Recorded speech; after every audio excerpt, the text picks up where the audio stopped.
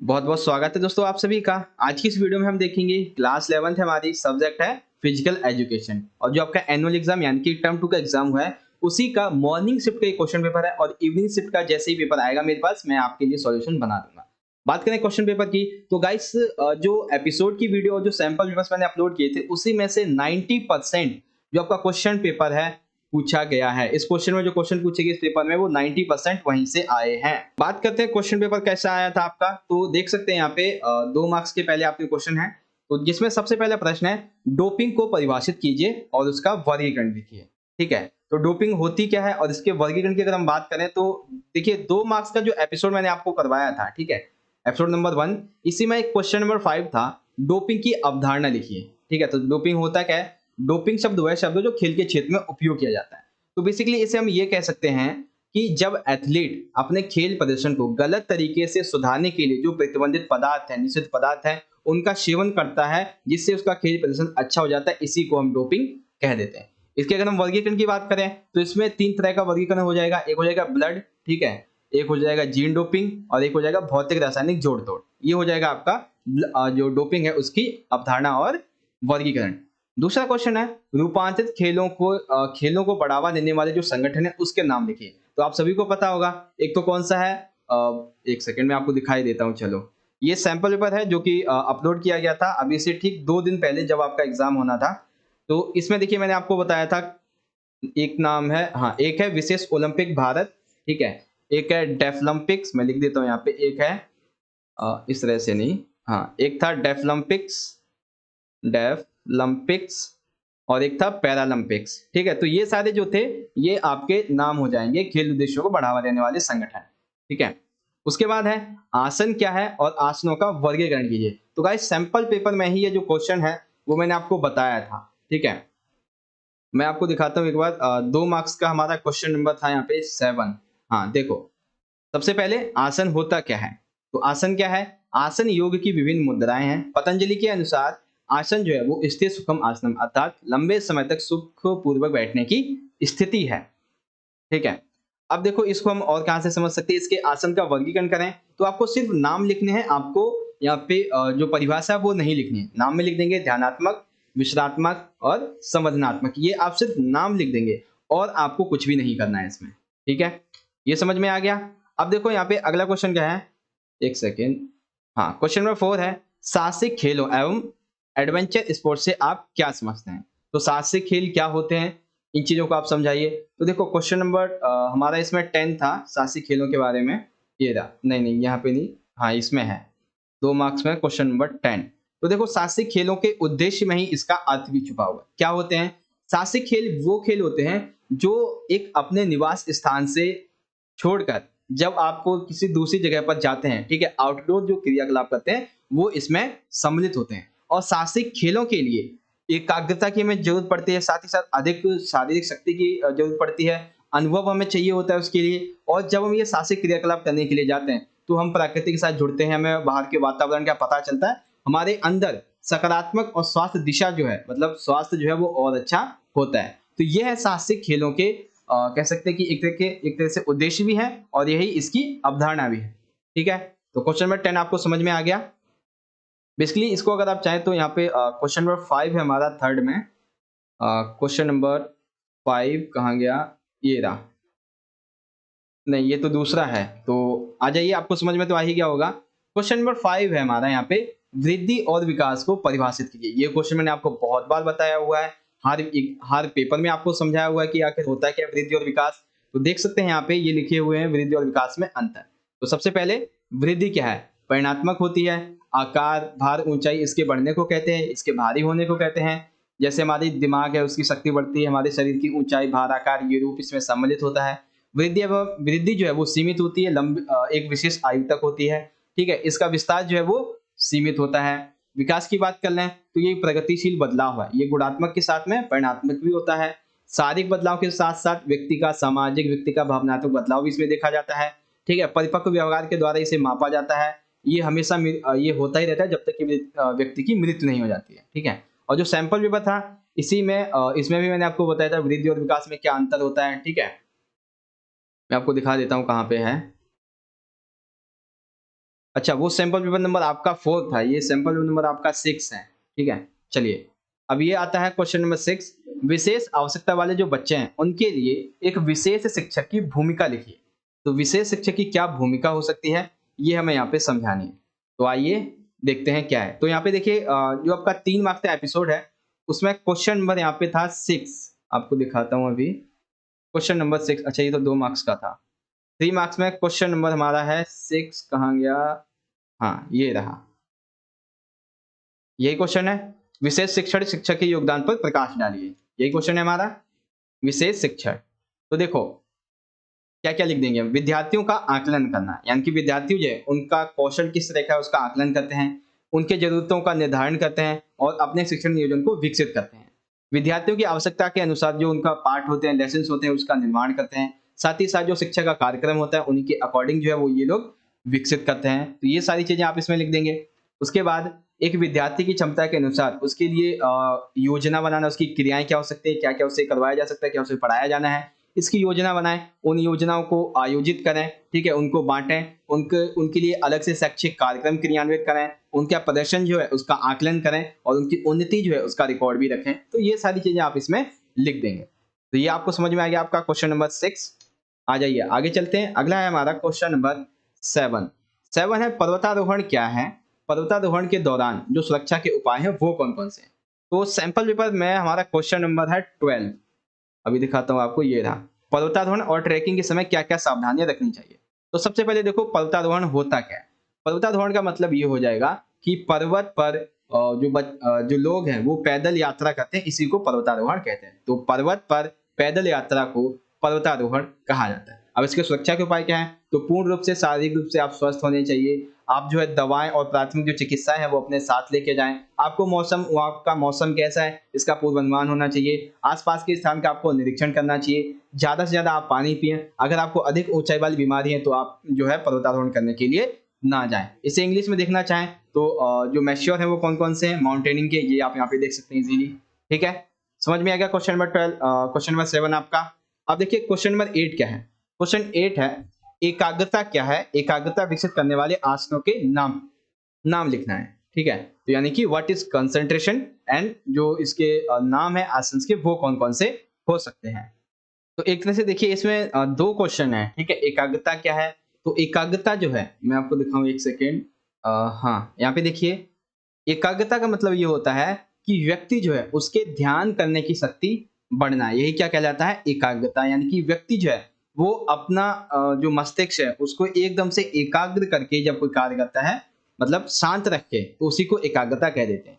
ठीक है, और ये एकाग्रता के लिए आप जो वो ध्यानात्मक आसन करते हैं जो कि कहाँ पे किए जाते हैं, शांत वातावरण में स्थिर होकर। अब इस योग के बहुत सारे लाभ होते हैं, जैसे कि हमारे जब हम ये करते हैं मतलब एकाग्रता योग करते हैं तो हमारे शरीर के अंदर इसका लाभ होता है, शरीर के बाहर भी लाभ होता है। एकाग्रता प्राप्त करने में जो योग तकनीकें होती हैं वो हमें ये प्रोवाइड कराता है। तो ये सारी चीजें जो है वो एकाग्रता योग के लाभ होते हैं। ठीक है, ये चीज समझ में आ गई। उसके बाद देखिए यहाँ पे अगला क्वेश्चन क्या है, अगला है यहाँ पे, हाँ, क्वेश्चन नंबर 9। प्रतिबंधित और निषिद्ध पदार्थों की जो सूची है ये आपको बतानी है। यानी कि प्रतिबंधित कौन कौन से पदार्थ होते हैं और जो निषिद्ध पदार्थ हैं वो कौन कौन से होते हैं। तो देखिए मैं आपको बताता हूँ, यहाँ पे देख सकते हैं हमारा सैंपल पेपर में भी ये क्वेश्चन है और 5 मार्क्स का जो मैंने आपको एक एपिसोड बताया था उसमें भी आपको ये देखने को मिलेंगे। 4 मार्क्स का है, सॉरी। इसमें है आपका क्वेश्चन नंबर, हाँ ये रहा। देखो आपको क्या करना है, सिर्फ सूची बनानी है। तो 2 मार्क्स का है, आपको 5 से 6 लिखने होंगे। तो एक है उत्तेजक एनाबॉलिक स्टेरॉइड्स, एक ये थर्ड हो जाएगा। बस आपको इनका नाम लिखना है, आपको बताना नहीं है। ठीक है, बीटा ब्लॉक्स, नशीली दवाएं, नार्कोटिक्स एंड ड्यूरेटिक्स। तो ये सारी चीजें आप यहाँ पे लिख देंगे क्वेश्चन नंबर 9 में। तो अभी तक आपने देखा कि इस क्वेश्चन पेपर में सिर्फ एक क्वेश्चन ऐसा है जो अभी तक मैंने आपको नहीं समझाया था, और वो क्या था, एकाग्रता वाला। ठीक है, ये क्वेश्चन ऐसा है जो मैंने आपको नहीं बताया था। तो देखें तो 2 मार्क्स का अभी तक जो मैंने नहीं बताया वो आया। ठीक है, अब आ जाते हैं अगला।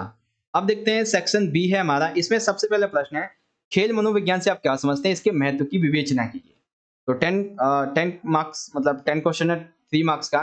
तो इसमें देखिए 2 मार्क्स का जो एपिसोड था इसमें क्वेश्चन नंबर 10 है हमारा, एक सेकेंड, नहीं क्वेश्चन नंबर 4 है, सॉरी। क्वेश्चन नंबर 10 में क्वेश्चन नंबर 4 है हमारा, ये रहा। खेल मनोविज्ञान के महत्व को हमें स्पष्ट करना है, यही है ना।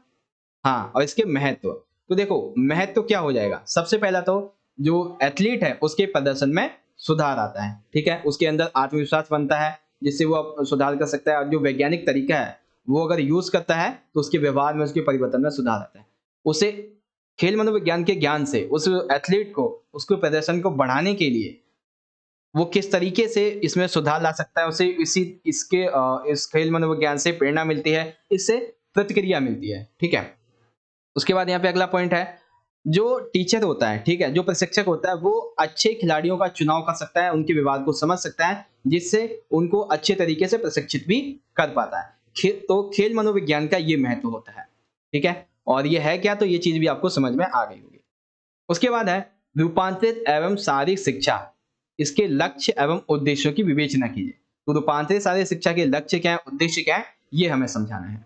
तो देख सकते हैं ये है आपका यहाँ पे क्वेश्चन का आंसर, ठीक है। इसके उद्देश्य क्या है, तो शारीरिक शिक्षा एवं सेवाएं प्रदान करना, गामक कौशल का विकास करना, खिलाड़ी के आत्मसम्मान को विकसित करना, शारीरिक यांत्रिक ज्ञान को विकसित करना, खेलों में सक्रिय जो भागीदारी है उसको विकसित करें, खिलाड़ियों की शारीरिक पुष्टि को विकसित करना, समाजीकरण को विकसित करना, खेल भावना में बढ़ोतरी और विभिन्न खेलों के प्रति अभिप्रेरित करना, ठीक है।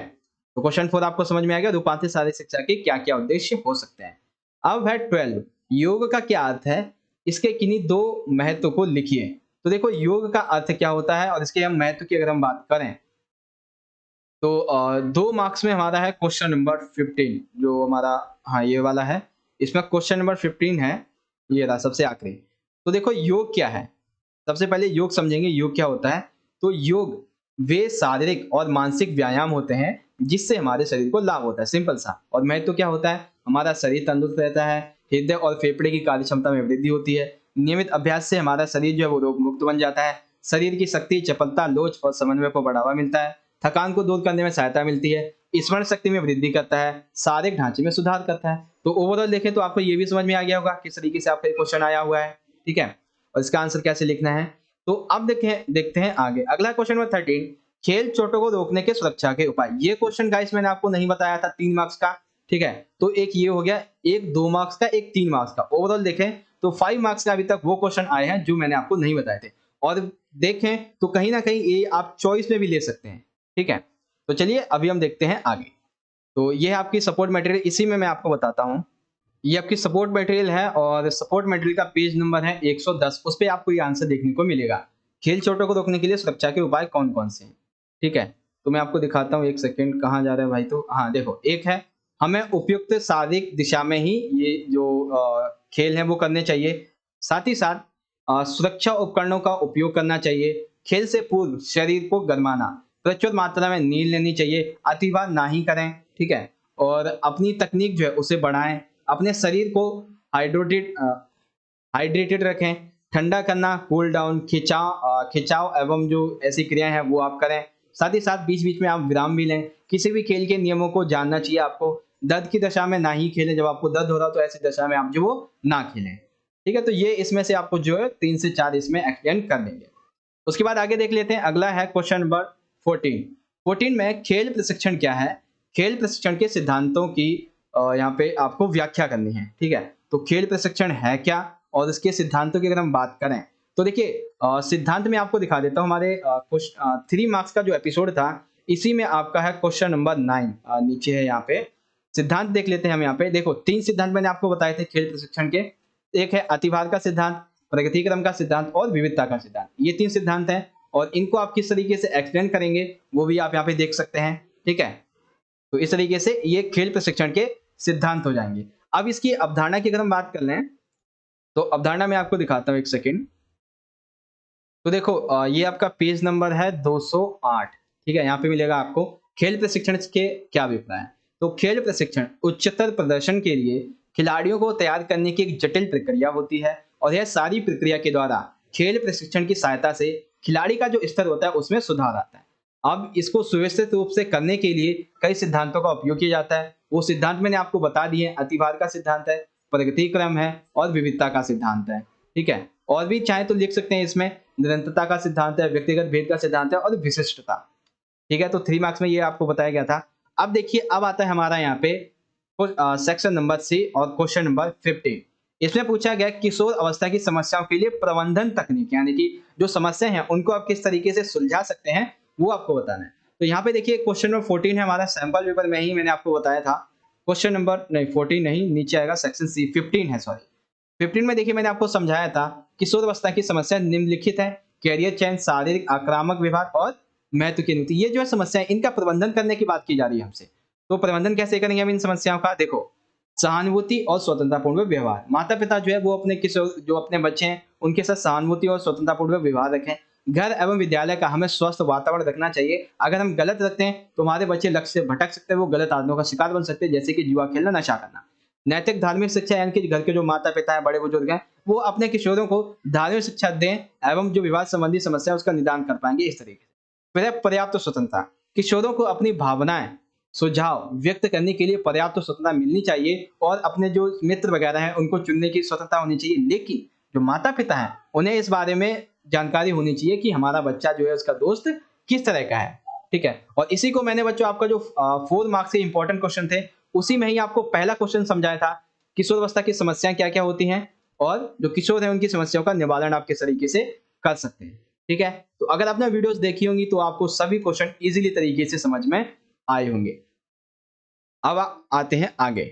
अब देखो क्वेश्चन नंबर है 16, विशेष आवश्यकता वाले बच्चों के लिए भौतिक, यानी कि इंग्लिश से कह सकते हैं वाक चिकित्सक, ठीक है, मतलब एक ही चीज है वो, चिकित्सा और वाक चिकित्सक, इनकी आपको क्या करनी है, किस प्रकार से ये योगदान करते हैं ये चीज आपको समझानी है।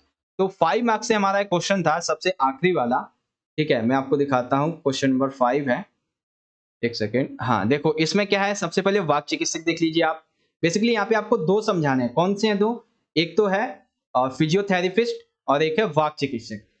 इस इनका आपको समझाना है, ठीक है। एक है फिजियोथेरेपिस्ट, एक है स्पीच। तो एक बार हम सैंपल पेपर में देख लेते हैं, क्योंकि सैंपल पेपर में आपका एक क्वेश्चन लिया था, ठीक है। तो हाँ, यहाँ पे एक परामर्शदाता है, ठीक है, जिसे हम स्पीच कहते हैं, काउंसलर। तो अभी मैं आपको सबसे पहले देख लीजिए आप, ये वाला जो है वाक चिकित्सक, ठीक है। वाक चिकित्सक आप देख लीजिए, आप चाहे तो यहाँ से भी इसे पढ़ सकते हैं। वाक चिकित्सक को, ये रहा। वाक चिकित्सक क्या क्या करता है? भाषण की अभिव्यक्ति को सुधारता है, प्रभावित जो भाषा कौशल है उसे सुधारता है, श्रवण कौशल में सुधार लाता है, वाक्पटुता को सुधारता है, बच्चे की जो आवाज होती है उसमें गूंज आ जाती है तो इसे सुधारता है। तो वाक चिकित्सा से संबंधित ये सारे पॉइंट्स जो है वो आप यहाँ पे इन सभी को क्लियर करेंगे, ठीक है। समझा दिया गया आपको वाक चिकित्सक। अब देखिए दूसरा, सपोर्ट मटेरियल में आपका पेज नंबर है 73 पर आपको ये क्वेश्चन मिलेगा, ठीक है। तो भौतिक चिकित्सा के योगदान के द्वारा कैसे, मतलब वही क्वेश्चन है आपका सेम यहाँ पे, ठीक है। तो देखिए वाक चिकित्सक मैंने आपको समझा दिया है यहाँ पे, ये रहा आपका वाक चिकित्सक। इसमें से आपको क्या करने थे, आपको 2 से 3 पॉइंट इसमें से लिखने, जिसमें आपको 5 बताए गए। अब इसमें से आप चाहें तो अलग से 1-2 पॉइंट और लिख सकते हैं, ठीक है। पहला पॉइंट, दूसरा पॉइंट, तीसरा पॉइंट, और यहाँ पे आ जाते हैं नीचे इसके उपचार भी आपको समझाए गए हैं। बाल चिकित्सा उपचार आ जाता है इसमें, ठीक है। तकनीकी आ जाती हैं, मालिश के द्वारा, गति और व्यायाम के द्वारा, विद्युत चिकित्सा आ जाता है, जल चिकित्सा आ जाता है। तो ये सारी चीजें आप यहाँ पे लिख देंगे, ठीक है। विशेष आवश्यकता वाले बच्चों को उनकी शारीरिक अक्षमता के कारण होने वाली जो कठिनाइयां होती है, शारीरिक बनावट, इसके कारण जो संतुलन में बाधा, साधारण गति में बाधा, आज जो दोष होते हैं उनको भौतिक चिकित्सा के द्वारा ही हटाया जाता है, यानी कि कम किया जा सकता है, ठीक है। कैसे? तो देखो भौतिक चिकित्सा का प्रयोग उन बच्चों की सहायता के लिए बहुत उपयोगी है जिन्हें तंत्रिका तंत्र संबंधी विकार होते हैं, जैसे कि उत्तक दृढ़ है, ठीक है, आघात है, वास्तविक अंग है, और जैसे कुछ और भी हैं, कुछ सारी खेलों के दौरान जो चोटें आती हैं, गठिया रोग होता है, इन सभी को खत्म करने के लिए भौतिक चिकित्सा जो चिकित्सक है वो अपना योगदान देता है, ठीक है। ये चीज समझ में आ गया। क्वेश्चन नंबर 16 कंप्लीट हो गया। तो ये चीज मैंने आपको समझाई हुई थी, एक जो सैंपल पेपर है वो मैंने निकाला नहीं था अभी तक, ठीक है। तो 17 है, एक खिलाड़ी पर प्रतिबंधित जो पदार्थ हैं उनके सेवन के दुष्प्रभाव पर व्याख्या कीजिए, ठीक है। यानी कि जो प्रतिबंधित पदार्थ हैं उनके सेवन और दुष्प्रभावों की व्याख्या कीजिए। तो यहाँ पे देखिए 4 मार्क्स में हमारा क्वेश्चन नंबर था, मैं आपको दिखाता हूँ, एक सेकेंड। हाँ, जिसकी अभी हमने सूची बनाई थी उसी को ही आपको दोबारा से लिखना था, ठीक है। पूरा आपको वर्णित करना था। जैसे कि उत्तेजक क्या करता है, ये भूख में कमी लाता है, सिर दर्द, तनाव, रक्तदाब को बढ़ाता है, तापमान को बढ़ाता है। एनाबॉलिक स्टेरॉइड्स ये क्या करता है, चेहरे पर अधिक बाल लाता है, मासिक धर्म में अनियमितता होती है, तनाव, अधिक गुस्सा, मानसिक अवसाद और पुरुषों में गंजापन, ऐसी समस्याएं आ जाती हैं। उसके बाद है थर्ड है कि एकाग्रता में कमी आती है, जीभ, गले, फेफड़े कैंसर, ये सभी जो है इनका कैंसर आ जाता है, याद ना रहे ऐसी भी समस्या आ जाती हैं। फिर आता है बीटा ब्लॉक्स, इससे क्या होता है, खिलाड़ी की जो सहन क्षमता होती है उसमें कमी आती है, पाचन शक्ति कमजोर हो जाती है, सिर दर्द होता है, रक्तचाप बढ़ता है, पेट संबंधी जो रोग हैं उनकी समस्या आ जाती है। नशीली दवा एवं नार्कोटिक्स ये क्या करते हैं, इनका जब सामना करते हैं तो एथलीट में मानसिक और शारीरिक जो संतुलन है वो बिगड़ने लगता है। ठीक है, साथ ही साथ बेहोशी की अवस्था में आ जाते हैं। तो ये सारी चीजें, ड्यूरेटिक्स क्या करता है, ये सेवन से जो कई सारी समस्या होती हैं, पानी की कमी आना, चक्कर आना, मांसपेशियों का फट जाना, पोटेशियम, इन सभी की कमी हो जाना। तो ये सारी चीजें आपको यहाँ पे समझाई गई थी 4 मार्क्स में। ठीक है, तो ये हो गया आपका कंप्लीट। उसके बाद यहाँ पे सबसे आखिरी प्रश्न बचता है हमारा क्वेश्चन नंबर 18, संसाक्षण विधि और विपरीत संकेत, यानी कि आपको सिर्फ और सिर्फ संकेत वही चीज है कि जो विधि है वो आपको पूरी लिखनी है, सिंपल सा। ठीक है, चलिए अब देखते हैं इसकी विधि के बारे में। गाइस सपोर्ट मटेरियल का पेज नंबर है आपका 88, उस पे ये दिया हुआ है और मैंने आपको समझाया हुआ भी था ये।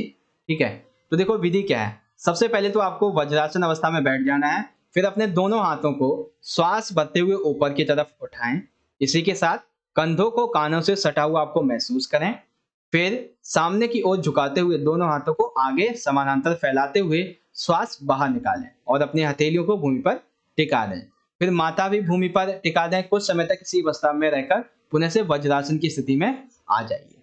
ठीक है, अब देखो संकेत की बात की गई थी, तो संकेत का मतलब ये है कि किसे नहीं करना चाहिए। ठीक है, तो यदि आपके पेट और सिर में कोई भी गंभीर समस्या है तो आपको ये आसन नहीं करना चाहिए। लाभ अगर देख लें तो हृदय रोगियों के लिए बहुत अच्छा होता है।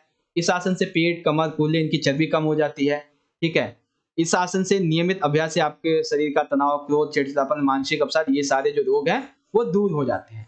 ठीक है, तो इस तरीके से क्वेश्चन पेपर का सॉल्यूशन यहाँ पे कंप्लीट हो गया आपका, संसाक्षण विधि वगैरह जो भी थी। अब एक बार हम सारी चीजें समराइज करते हैं कि जो क्वेश्चन पेपर मैंने आपको समझाया था उसमें से कितना आया हुआ है। तो देखो 2 मार्क्स में एक क्वेश्चन जो मैंने बता रखा था और इसमें आपकी 2 चॉइस भी है तो ये मैटर नहीं करता है। ठीक है, और 3 मार्क्स में एक क्वेश्चन था, इसमें भी आपकी 2 चॉइस हैं, तो ठीक है, तो ये भी मैटर नहीं करता है। तो यानी कि 5 मार्क्स में सारे मैंने आपको, 4 मार्क्स में सारे बता रखे हैं, तो यानी कि 35 मार्क्स में जो क्वेश्चन मैंने आपको करवाए थे पूरा का पूरा पेपर उसी में से आया है। मैं ये नहीं कहता कि मेरा वीडियो देख के बनाया होगा, लेकिन नहीं, जो इंपॉर्टेंट क्वेश्चन मैंने आपको 3 एपिसोड्स में करवाए हुए थे, 2 मार्क्स के, 3 मार्क्स के और 4 मार्क्स के, पूरा का पूरा क्वेश्चन उसी में से लाया गया है। और जो 1-2 सैंपल जो मैंने अपलोड किए थे उसी में से सारा का सारा आपका जो क्वेश्चन पेपर है वो बनाया गया था। ठीक है, तो आशा करता हूं कि आपको जो वीडियोस मेरे द्वारा अपलोड की गई थी वो सारी की सारी अच्छे समझ में आई होंगी, इसीलिए आपका जो क्वेश्चन पेपर है और जो आपका एग्जाम है वो अच्छा गया होगा। कैसे आपका एग्जाम कैसा गया है ये चीज आप मुझे कमेंट करके जरूर बताइएगा। मिलेंगे आपसे अगली वीडियो में, तब तक के लिए आप पढ़ते रहें और अपना ख्याल भी रखिएगा। धन्यवाद। जय हिंद, वंदे मातरम।